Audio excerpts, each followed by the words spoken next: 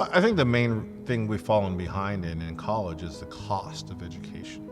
And we haven't controlled the cost of education, which other countries, and I've taught in Britain before, they've done a lot better in controlling the costs. And if we don't control the costs, we don't really democratize education. We don't really ensure that there's a diversity of people coming into the education system, and instead you get the same types of people with the same types of background coming through and leading the system into the future. And I want to do better than that. I think that quite often the way we've set up our education system, we're fighting with one hand behind our back because some of the people who could contribute to the American system aren't allowed to contribute to the American system.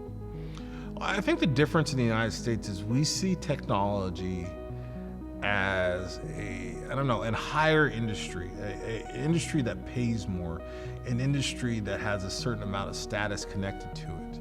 But the reality is I think we need to treat technology as a little bit more commonplace, as like a different path, as like a path away from common forms of education towards more of a trade school idea of what technology really is.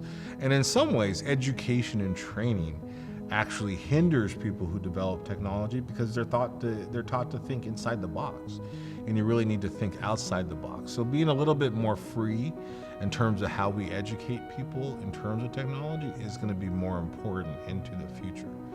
But also at the higher ends, in terms of policy making, we need people who are better able to explore data and explore information, because we can't get back to this idea of using isolated events to determine how you view the world. That's not how the world works. You can't go outside, find that it's snowing in October and say every time it's going to snow in October all the time. It's not how the world works. It's a challenge.